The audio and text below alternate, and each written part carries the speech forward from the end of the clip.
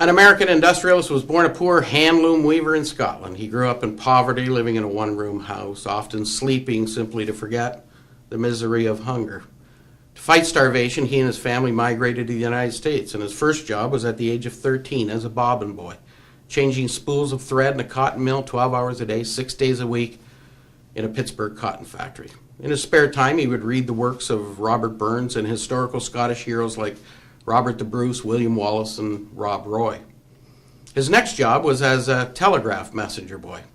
But he was a true entrepreneur, and he was a hard worker, and soon he was promoted as an operator.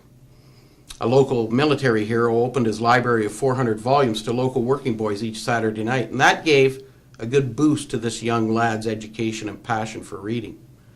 He then did a series of railroad jobs, but there he learned about industry and business in general.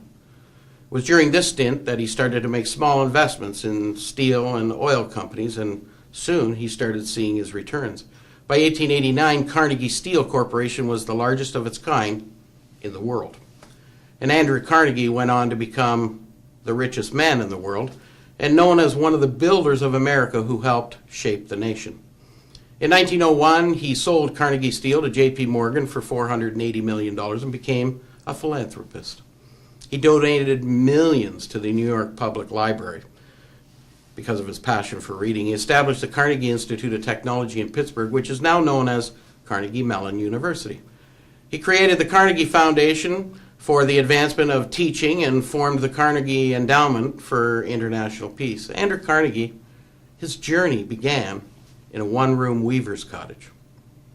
And then there was this American entrepreneur who had to take on numerous chores around the house just to help make the financial ends meet for his family. But this was common practice at the time.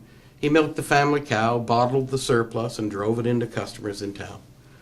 After his home chores were done, he would deliver newspapers on a paper route. And in addition, he also sold magazine subscriptions. During his college days, he worked various odd jobs, including waiting tables in exchange for meals.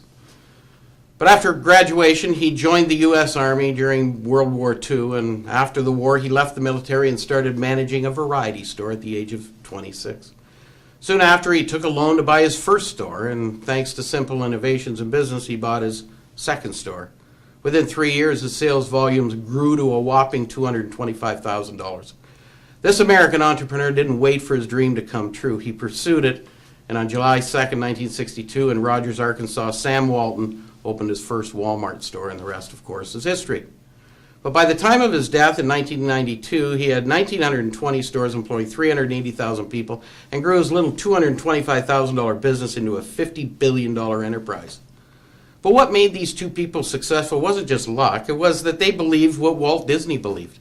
If you can dream it, you can do it. You must have your eyes wide open. You must seize every opportunity. You must be willing to take a chance every now and again. Only you determine your fate. So are you going to let fate happen, or are you going to make fate happen? I'm Greg DeRocher, and that's A Moment for Business.